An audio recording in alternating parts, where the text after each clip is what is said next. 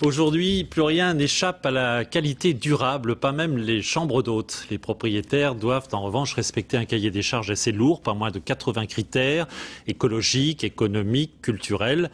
La récompense, c'est de faire vivre le patrimoine local. À Étreux, dans le Nord, Françoise Desmarais et Xavier Boucher. Le lieu invite au repos et pourtant, ce couple travaille. Tous les jours, je fais mon petit tour, j'essaye de rapproprier mon jardin pour que ça soit beau, présentable. Que tout soit beau et accueillant, c'est le leitmotiv de Pascal et Jean-Yves. Commerçants à la ville, ils ont ouvert des chambres d'hôtes il y a 14 mois dans cette longère, une ancienne ferme typiquement du Nord. Le monsieur qui habitait avant a récupéré les pierres et a fait ce pavillon. Et nous, on en a fait des chambres d'hôtes.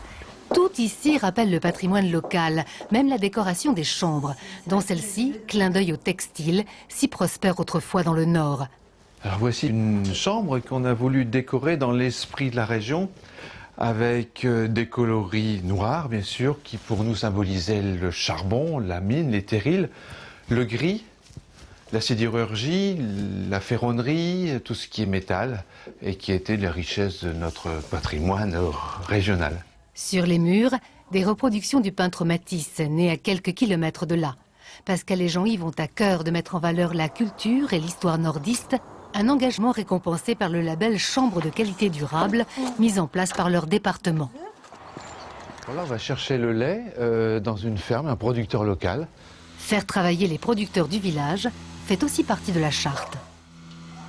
Dans la ferme, la traite a commencé pour les Bleus du Nord, ces vaches à la robe tachée de gris bleuté. Leur lait est riche en protéines. D'avoir des produits de qualité, c'est très pratique pour nous. Je lui vends du lait, des œufs, du fromage blanc.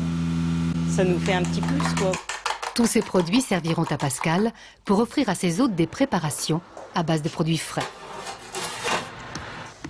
À l'heure du petit déjeuner, la jeune femme exprime une autre de ses facettes.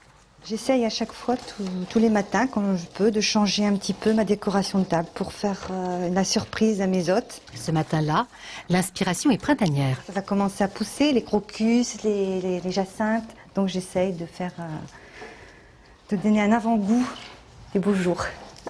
Oh, quelle belle table! Alors les produits du terroir, comme d'habitude, les confitures maison. Les convives vont aussi au passage faire de savoureuses découvertes.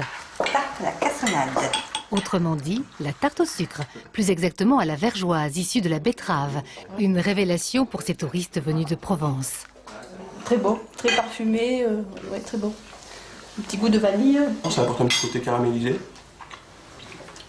un petit côté des notes beurrées par rapport à du sucre normal. Ils ne tenteront pas le maroilles dans le café, mais repartiront conquis par le charme inimitable du Nord. Voilà, le pain de gaufre et la cassonade. Merci. Voilà, bon appétit. Le maroilles dans le café, je vous recommande. Regardez bien parce qu'elles annoncent le retour des beaux jours, en théorie, tout au moins, le retour du printemps, l'arrivée du printemps. Les cigognes reviennent, elles remontent vers l'Europe après avoir passé une partie de l'hiver au soleil.